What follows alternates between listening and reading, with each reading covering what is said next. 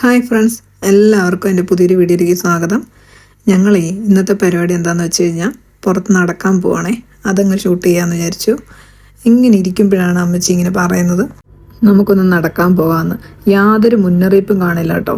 അതുകൊണ്ട് ആ വീട്ടിൽ നിന്ന് അതേ കോലത്തിൽ തന്നെ ഞാൻ പോകുന്നത്. എന്തായാലും രാവിലെ ലിഫ്റ്റിക്ക് ഇടുന്ന ഒരു പതിവുള്ളതുകൊണ്ട് അത് പിന്നെ കുഴപ്പമില്ലായിരുന്നു.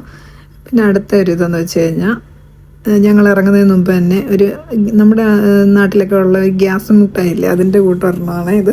അതെടുത്ത് വായിലിട്ട് ചാവിയൊക്കെ കയ്യിലെടുത്ത് ഞങ്ങളിങ്ങനെ പുറത്തേക്ക് പോകും.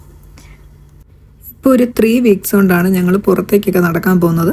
ഇതിനു മുമ്പ് കാർ പാർക്കിങ്ങിലായിരുന്നു ഞങ്ങൾ നടക്കുന്നത്. പക്ഷേ ഇപ്പോൾ തണുപ്പ് കൂടുതലായതുകൊണ്ട് നമ്മൾ ആ കാർ പാർക്കിങ്ങിൽ നടക്കുമ്പോൾ നമ്മൾ വീട്ടിലിരിക്കുന്നതിനേക്കാളും അല്ലെങ്കിൽ പുറത്തോടെ നടക്കുന്നതിനേക്കാളും ഒക്കെ ഒരുപാട് തണുപ്പ് സഹിക്കാൻ പറ്റില്ല. ഇതാകുമ്പം ഒരു നല്ല ഇളം വെയിലും നല്ല തണുപ്പും ഇതൊക്കെ ആകുമ്പോൾ ഇങ്ങനെ പോകുമ്പോൾ വെയിലും കാഞ്ഞിങ്ങനെ പോകുമ്പോൾ ഭയങ്കര സുഖമാണ്. എനിക്കിഷ്ടമാട്ടോ ഇങ്ങനെ പുറത്ത് നടക്കാൻ. പക്ഷേ എനിക്ക് കാർ പാർക്കിങ്ങിൽ പോകുമ്പോൾ അത്ര ഒരു രസമില്ല. എന്താണെന്ന് വെച്ചാൽ അവിടെ അങ്ങ് ഇരുട്ടും തണുപ്പും ഒക്കെയാണ്. ഇത് ഞാനാണെങ്കിൽ ഞങ്ങൾ നടന്നു പോകുന്നത് ഒന്ന് ഷൂട്ട് ചെയ്യാന്ന് പറഞ്ഞാൽ അവിടെ വെച്ചിട്ട് എടുത്തേ കേട്ടോ. എന്നിട്ട് പിന്നെ ഞാൻ തന്നെ തിരിച്ചു വന്ന് ഫോൺ എടുക്കേണ്ട വന്നു. അമ്മച്ചി ചോദിച്ചു എവിടെ പോവാന്ന് ചോദിച്ചു. ഞാൻ പറഞ്ഞു എൻ്റെ ചെരുപ്പ് താഴെ വീണു, ഞാൻ ഇപ്പോൾ എടുത്തോണ്ട് വരാമെന്ന് പറഞ്ഞിട്ട് ഫോൺ തിരിച്ചെടുത്തോണ്ട് വന്നു. ഈ കാണുന്നുണ്ടല്ലോ നമ്മൾ മതിലിലൊക്കെ എപ്പോഴും ഇവിടുത്തെ മതിലിലൊക്കെ ഇങ്ങനെ കാണാൻ കഴിയും ബ്രെഡ് ഇങ്ങനെ വെച്ചിരിക്കുന്നത്. അത് മറ്റൊന്നിനല്ല, ഇവിടുത്തെ പക്ഷികളും അല്ലെങ്കിൽ പൂച്ചയും ഒക്കെ കഴിക്കാൻ വേണ്ടിയിട്ടാണ് ഇങ്ങനെ വെച്ചിരിക്കുന്നത്. മിക്ക സ്ഥലങ്ങളിലും ഇങ്ങനെ കാണാൻ കഴിഞ്ഞിട്ടുണ്ട്. ഇപ്പോൾ ഞങ്ങൾ നടന്നിങ്ങനെ പോയിക്കൊണ്ടിരിക്കുന്ന ചെറിയൊരു പാർക്കിൽ ചെന്നാണ് അവസാനിക്കുന്നത്. പിന്നെ അവിടുന്ന് ഒരു ഏറ്റമാണ്. അമ്മച്ചിക്ക് എപ്പോഴും പറയുന്നത് കേൾക്കാം, എനിക്ക് ഏറ്റമൊക്കെ കയറണം, സ്റ്റെപ്പ് കയറണം, എങ്കിലേ എൻ്റെ കാല് ശരിയാവും എന്നൊക്കെ പറയും. ഞങ്ങൾ നേരത്തെയൊക്കെ ഒരു 1 വീക്കോളം ഈ പാർക്കിൻ്റെ ഇവിടെ വരെ വന്നിട്ട് അങ്ങ് തിരിച്ചു പോകത്തുള്ളായിരുന്നു. പിന്നെ അമ്മച്ചി ഞാൻ തന്നെ ഒരു ദിവസം പറഞ്ഞു കുറച്ചുകൂടി മുകളിലേക്ക് പോകുമ്പോൾ നല്ല ഒരു ഏറ്റവും ഇറക്കമൊക്കെ ഉണ്ട്, അപ്പോൾ കുറച്ചുകൂടി നല്ലതായിരിക്കും എന്ന് പറഞ്ഞപ്പോൾ അങ്ങനെ ഒരു ദിവസം കാണിച്ചു കൊടുത്തു കഴിഞ്ഞാൽ പിന്നെ അമ്മച്ചി എന്നും അവിടെ പോകാൻ താല്പര്യം പ്രകടിപ്പിക്കാറുണ്ട്. ഞങ്ങളങ്ങനെ ഈ പാർക്കൊക്കെ കവർ ചെയ്ത് മുകളിലേക്ക് നടന്നു പോവുകയാണ്.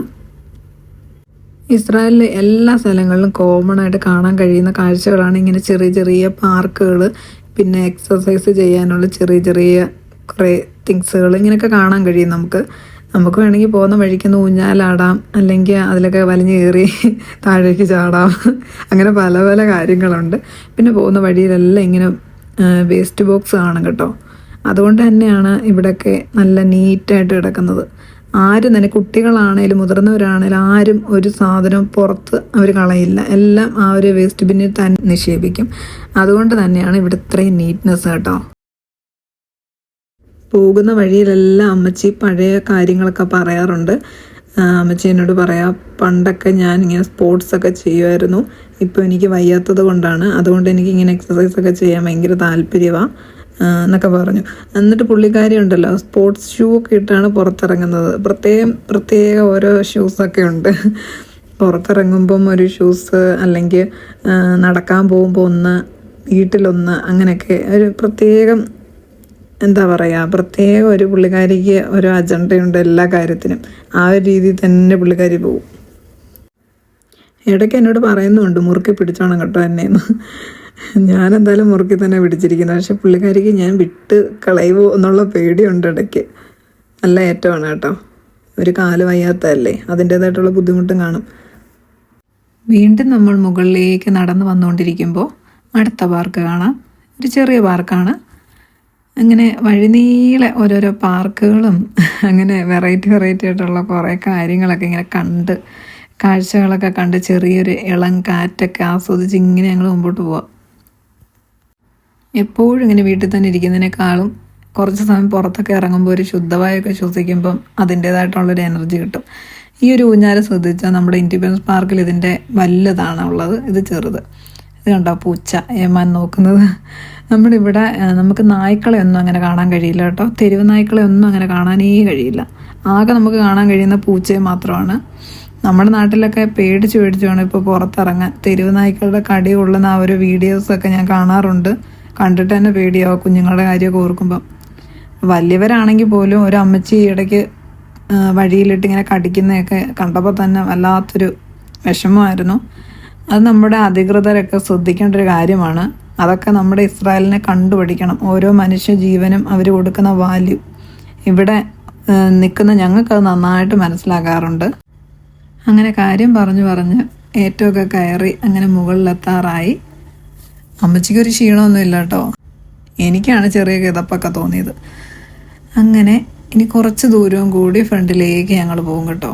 ഇന്ന് മാത്രമല്ല, എന്നും ഞങ്ങൾ അങ്ങ് ദൂരെ കാണുന്നില്ല ചെറിയൊരു മരം, അവിടം വരെ നടന്നിട്ട് വീണ്ടും കുറച്ചും കൂടി ഉണ്ട്. എന്നാലും ഞാൻ അമ്മച്ചി എടുത്ത് പറയാം തീർന്നു എന്ന് പറയുമ്പോഴത്തേക്ക് അമ്മച്ചി ഓക്കെ എങ്കിൽ നമുക്ക് തിരിച്ചു പോകാമെന്ന് പറയും. ഇപ്പം നമ്മൾ അങ്ങോട്ട് പോകുന്ന വഴിക്ക് ഒരു കാഴ്ച കാണാം. ഇതാണ്ട് കണ്ടില്ലേ, ഇത് മറ്റൊന്നുമല്ല, നമുക്ക് എക്സസൈസൊക്കെ ചെയ്യുന്നൊരു സംഭവമാണ് കേട്ടോ. കയ്യിലൊക്കെ ഇങ്ങനെ മേളിൽ കൈയൊക്കെ പിടിച്ച് നമ്മളിങ്ങനെ കാലൊക്കെ ഇങ്ങനെ ഉയർത്തി ഇങ്ങനെ എക്സസൈസ് ചെയ്യുന്ന കണ്ടിട്ടില്ലേ, ആ ഒരു സംഭവം. അങ്ങനെ ഞങ്ങൾ തിരിച്ചു പോകും കേട്ടോ. കഴിഞ്ഞ ആഴ്ച ഞങ്ങൾ ഇവിടെ എത്തിയപ്പോഴാണ് വെടിയൊച്ച കേട്ടത് ദൂരെ. അപ്പോൾ അമ്മച്ചി ഇങ്ങനെ പറഞ്ഞത് അത് വെടിയൊച്ചയാണെന്ന്. എനിക്ക് ആദ്യം മനസ്സിലായില്ല. എനിക്ക് ആദ്യം തോന്നിയത് വല്ല പടക്കം പൊട്ടിച്ചാണോ, നമുക്കൊക്കെ അങ്ങനല്ലേ തോന്നൂ, പെട്ടെന്ന് മറന്നു ഇസ്രായേലാണോ എന്നൊക്കെ. അപ്പോഴാണ് അമ്മച്ചി പറഞ്ഞത് അത് വെടിയൊച്ചയാണെന്ന്. ഇവിടെ ശരിക്കും വെയിലുണ്ട് കേട്ടോ. മേളിൽ വന്നപ്പം നല്ല വെയിലുണ്ട്. പക്ഷെ നമുക്ക് അതിൻ്റെ ചൂടൊന്നും അറിയുന്നേയില്ല. തണുപ്പ് കാരണം തണുപ്പിലങ്ങ് ഈ ചൂടങ്ങ് അലിഞ്ഞു പോവുക. പിന്നെ ഞാനിങ്ങനെ നടന്നു വന്നുകൊണ്ടിരുന്നപ്പോൾ എനിക്ക് മനസ്സിലിങ്ങനെ വന്നൊരു കാര്യം എന്ന് വെച്ച് കഴിഞ്ഞാൽ, ഇസ്രായേൽ ലൈഫൊക്കെ വിട്ട് ഇതെല്ലാം നിർത്തി നാട്ടിൽ പോയി 1 വർഷം 2 വർഷം കഴിയുമ്പം തീർച്ചയായിട്ടും ഇതൊക്കെ ഒരുപാട് മിസ് ചെയ്യും.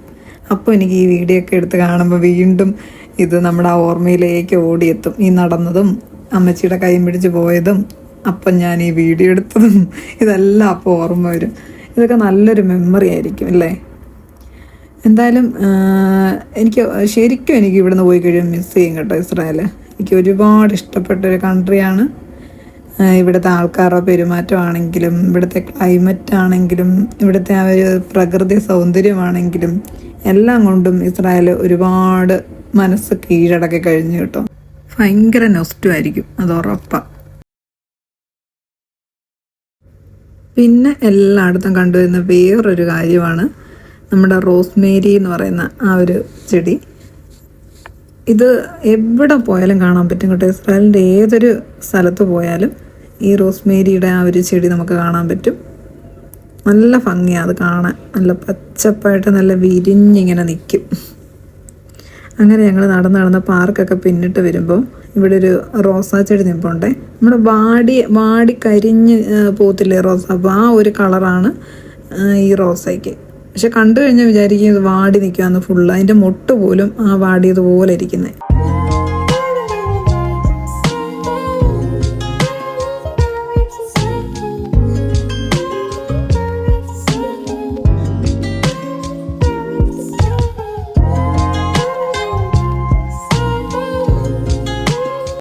അങ്ങനെ ഞങ്ങൾ തിരികെ വീട്ടിലെത്തി കേട്ടോ.